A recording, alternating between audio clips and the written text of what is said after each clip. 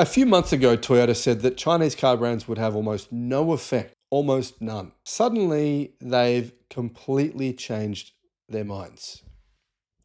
A new report that emerged this morning says that an influx of Chinese car brands to Australia, and by definition the rest of the world as well, poses an existential threat to the entire car industry. Now, Toyota themselves said that. I don't know what happened in the last few months for Toyota to change their minds, but it's probably a good thing they did for their own safety.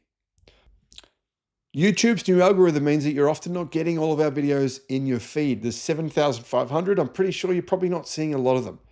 In the description, there is a link to our newsletter. Click on that and you can get an update every day of all the latest news in the electric car industry. Hello, my friends. Welcome to the channel. I'm Sam Evans. You're watching The Electric Viking. And I've got to warn you guys that I am paid by the CCP. People have been posting this stuff about me on social media. Even in EV groups on social media, people have been posting this, claiming I'm paid by the CCP. So anything I say is clearly going to be influenced by the millions of dollars the Chinese government are secretly paying me. Just letting you know that. An influx of new brands into the already crowded Australian market isn't a threat to Toyota, says one of its senior executives, but that doesn't mean it won't be damaging.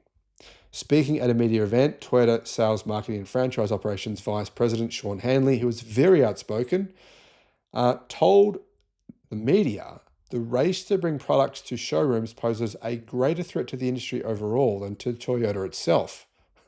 Apparently Toyota will be fine, but everyone else will be killed.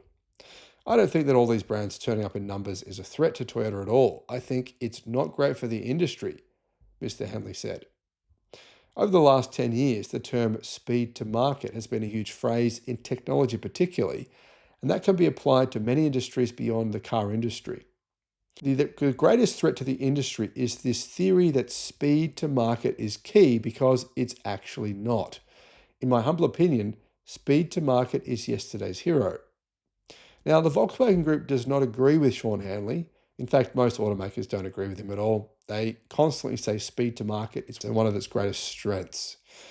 And in fact, the capability of the Chinese to do things like start using gigacasting from Tesla, which many of the companies now use, and which Toyota has decided it will now use after examining exactly what gigacasting. The truth is, Toyota didn't even know what gigacasting was until they tore apart a Tesla Model Y around 6 months ago, and Toyota's engineers said it was genius.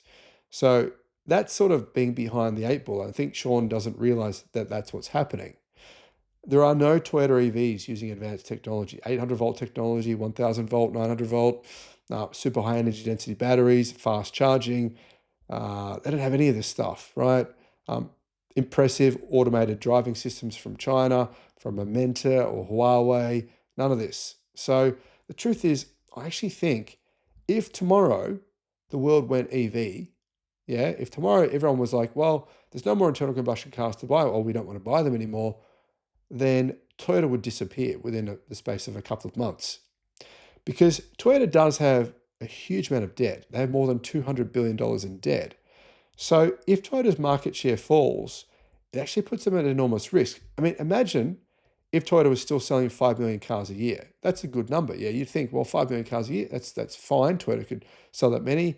But if they were, how would they pay their debts if they owe $200 billion? They wouldn't be able to. They wouldn't be making enough profit on those 5 million cars because automotive industry profits have shrunk enormously over the past 12 to 24 months. So actually, the Chinese companies do pose an enormous threat to Toyota because the world is going electric and Toyota isn't. Toyota is making new EVs. That's great. Full credit to them. But those new EVs are not even Toyotas. They're just a hodgepodge of other things from other companies. There's nothing Toyota about them. The software isn't from Toyota. The screens are not from Toyota. The motors are not from Toyota. The batteries are not from Toyota. There's really nothing in them that makes them proprietary Toyota, and customers will recognize that fact eventually.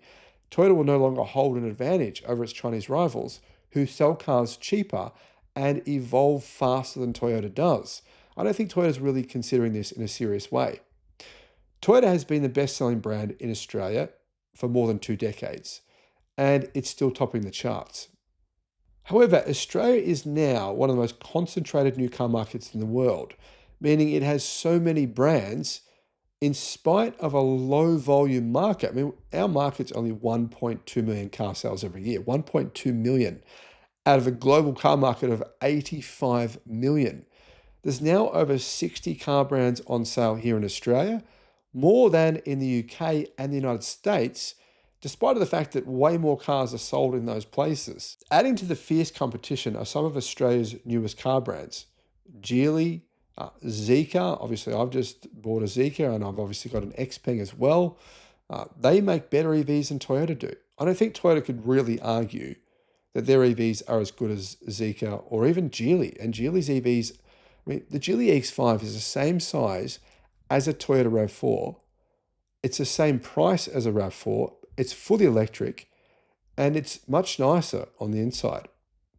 That's a real threat to Toyota, I think. Now, there's other more affordable brands like Chery as well, Omoda. There's BYD. BYD bringing their premium brand Denza. They're bringing Yang Wang. They're bringing Fangcheng Bao. There is other brands. I mean, NIO is coming to Australia. We've already heard Aeon are coming to Australia within months. It's a very difficult market here now, and Toyota will face extreme challenges from Chinese car companies in Australia. Anyway, Toyota said this: my belief is that speed to market is actually fraught with danger because people still value quality, durability, and reliability. Now, some are going to say, is he kidding? They're just legacy things, but they're still values. Quality, durability, and reliability that our customers want. Now, my counter to that would be, how good has been the quality, reliability, and the durability of Toyota's EVs? They had the most disastrous launch in the history of car launches that I've ever seen. Really, let's be honest, Toyota recalled every single one model they sold worldwide for months, not for a week, not for a day, to say, well, we've got a fix for these cars, we'll fix it for you. These new EVs, right? They put all this money, hundreds of millions of dollars into these cars and into the marketing launch of the new Toyota BZ4X. And then they recalled every single model because the wheels were falling off. That's what they said. The wheels are falling off, right? We can't get the wheels to stay on. And it took them months to work out how to get the wheels to stay on their cars. So is that quality, reliability, and durability? Is that the perception of Toyota's EVs? I don't think so.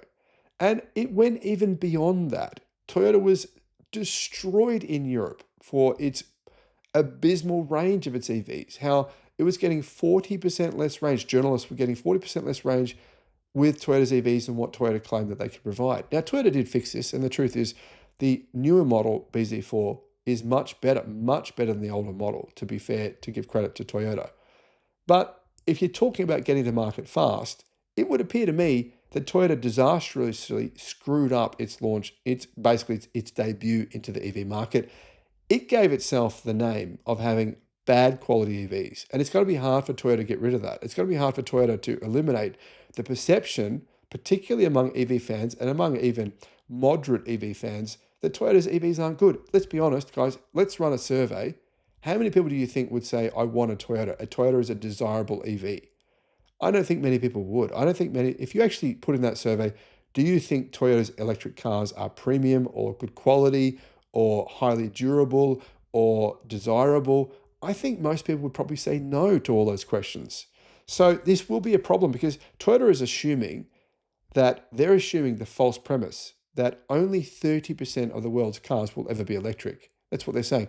Only 30% of sales at the absolute maximum will ever be electric cars in any one given year. Now, I believe that by 2035, that figure will be close to 100%. And if that does happen, well, Toyota might find itself ruining the day when it made these comments and exposed its hubris, its arrogance, because apparently everyone else in the industry should be worried except for Toyota. What do you think? Thanks for watching.